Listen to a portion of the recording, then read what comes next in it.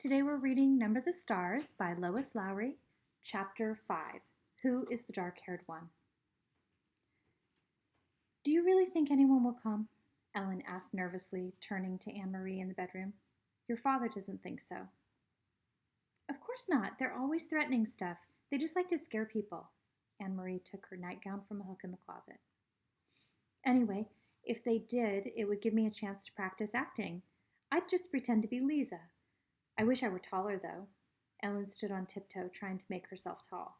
She laughed at herself, and her voice was more relaxed. You were great as the Dark Queen in the school play last year, Anne-Marie told her. You should be an actress when you grow up. My father wants me to be a teacher. He wants everyone to be a teacher, just like him. But maybe I could convince him that I should go to acting school. Ellen stood on tiptoe again and made an imperious gesture with her arm. I am the Dark Queen, she intoned dramatically. I have come to command the night. You should try saying, I am Lisa Johansson, Anne-Marie said, grinning. If you told the Nazis you were the Dark Queen, they'd haul you off to a mental institution. Ellen dropped her actress pose and sat down with her legs curled under her on the bed. They won't really come here, do you think? She asked again. Anne-Marie shook her head. Not in a million years. She picked up her hairbrush. The girls found themselves whispering as they got ready for bed. There was no need, really, to whisper. They were, after all, supposed to be normal sisters, and Papa had said they could giggle and talk. The bedroom door was closed. But the night did seem somehow different from a normal night, and so they whispered. How did your sister die, Anne-Marie? Ellen asked suddenly. I remember when it happened, and I remember the funeral, and it was the only time I had ever been in a Lutheran church, but I never knew just what happened. I don't know exactly, Anne-Marie confessed. She and Peter were out somewhere together, and then there was a telephone call that there had been an accident. Mama and Papa rushed to the hospital. Remember, your mother came and stayed with me and Kirsty? Kirsty was already asleep, and she slept right through everything. She was so little then. But I stayed up, and I was with your mother in the living room when my parents came home in the middle of the night, and they told me Lisa had died. I remember it was raining, Ellen said softly. It was still raining the next morning when Mama told me. Mama was crying, and the rain made it seem as if the whole world was crying. Anne-Marie finished brushing her long hair and handed her hairbrush to her best friend. Ellen undid her braids, lifted her dark hair away from the thin gold chain she wore around her neck, the chain that held the Star of David, and began to brush her thick curls. I think it was partly because of the rain. They said she was hit by a car. I suppose the streets were slippery and it was getting dark and maybe the driver just couldn't see, Anne-Marie went on, remembering. Papa looked so angry, he made one hand into a fist and he kept pounding it into the other hand. I remember the noise of it. Slam, slam, slam. Together they got into the wide bed and pulled up the covers. Anne-Marie blew out the candle and drew the dark curtains aside so that the open window near the bed let in some air. See that blue trunk in the corner? She said, pointing through the darkness. Lots of Lisa's things are in there, even her wedding dress. Mama and Papa have never looked at those things, not since the day they packed them away. Ellen sighed. She would have looked so beautiful in her wedding dress. She had such a pretty smile. I used to pretend that she was my sister, too. She would have liked that, Anne-Marie told her. She loved you. That's the worst thing in the world, Ellen whispered. To be dead so young. I wouldn't want the Germans to take my family away, to make us live someplace else. But still, it wouldn't be as bad as being dead. Anne-Marie leaned over and hugged her. They won't take you away, she said. Not your parents either. Papa promised that they were safe, and he always keeps his promises. And you are quite safe here with us. For a while, they continued to murmur in the dark, but the murmurs were interrupted by yawns. Then Ellen's voice stopped. She turned over, and in a minute her breathing was quiet and slow. Anne-Marie stared at the window where the sky was outlined and a tree branch moved slightly in the breeze. Everything seemed very familiar, very comforting. Dangers were no more than odd imaginings, like ghost stories that children made up to frighten one another, things that couldn't possibly happen. Anne-Marie felt completely safe here in her own home, with her parents in the next room and her best friend asleep beside her. She yawned contentedly and closed her eyes. It was hours later, but still dark, when she was awakened abruptly by the pounding on the apartment door. Anne-Marie eased the bedroom door open quietly, only a crack, and peeked out. Behind her, Ellen was sitting up, her eyes wide. She could see Mama and Papa in their night clothes moving about.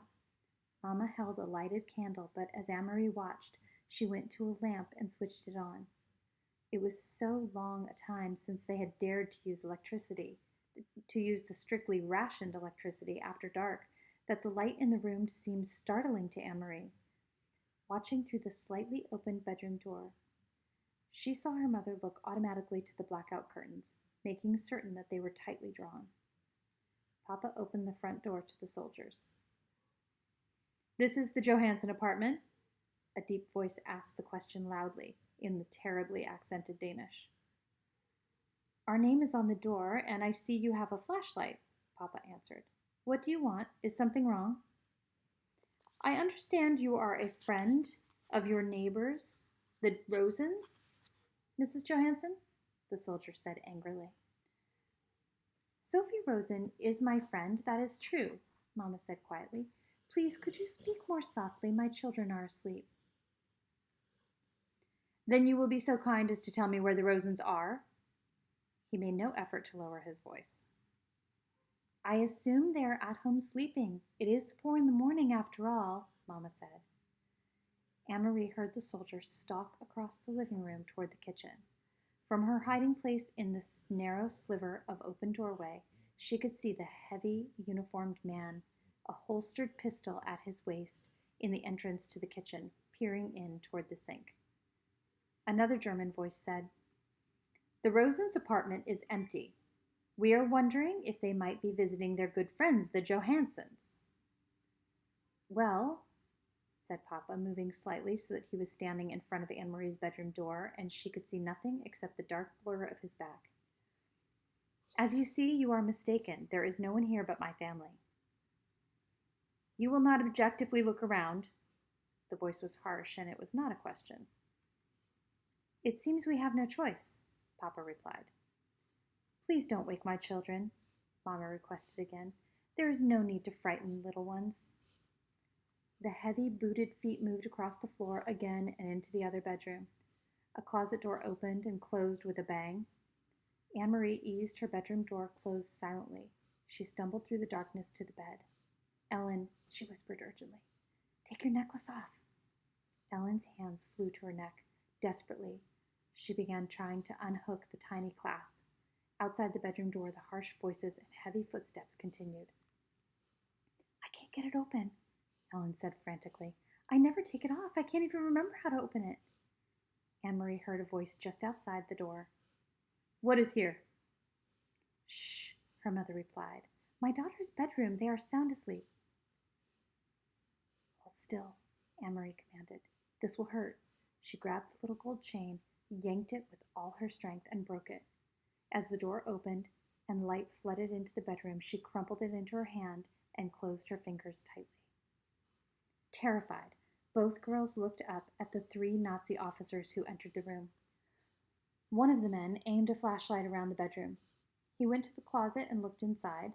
Then, with a sweep of his gloved hand, he pushed to the floor several coats and a bathroom that hung from pegs on the wall. There was nothing else in the room except a chest of drawers, the blue decorated trunk in the corner, and a heap of Kirsty's dolls piled in a small rocking chair. The flashlight beam touched each thing in turn. Angrily, the officer turned toward the bed. "Get up," he ordered. "Come out here." Trembling, the 2 girls rose from the bed and followed him, brushing past the 2 remaining officers in the doorway to the living room. Anne-Marie looked around. These 3 uniformed men were different from the ones on the street corners. The street corner soldiers were often young, sometimes ill at ease. And Anne-Marie remembered how the giraffe had, for a moment, let his harsh pose slip and had smiled at Kirsty. But these men were older, and their faces were set with anger. Her parents were standing beside each other, their faces tense, but Kirsty was nowhere in sight.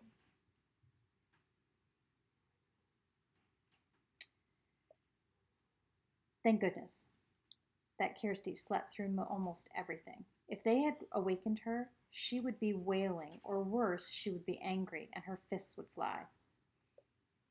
Your names? The officer barked. Anne-Marie Johansson, and this is my sister. Quiet. Let her speak for herself. Your name? He was glaring at Ellen. Ellen swallowed. Lisa, she said, and cleared her throat. Lisa Johansson. The officer stared at them grimly. Now, Mamma said in a strong voice, you have seen that we are not hiding anything. May my children go back to bed? The officer ignored her. Suddenly, he grabbed a handful of Ellen's hair. Ellen winced. He laughed scornfully. You have a blonde child sleeping in the other room, and you have this blonde daughter. He gestured toward Anne-Marie with his head. Where did you get the dark-haired one? He twisted the lock of Ellen's hair. From a different father? From the milkman? Papa stepped forward. Don't speak to my wife in such a way. Let go of my daughter, or I will report you for such treatment. Or maybe you got her someplace else, the officer continued with a sneer. From the Rosens? For a moment, no one spoke. Then Anne-Marie, watching in panic, saw her father move swiftly to the small bookcase and take out a book. She saw that he was holding the family photograph album. Very quickly, he searched through its pages, found what he was looking for, and tore out 3 pictures from 3 separate pages. He handed them to the German officer, who released Ellen's hair.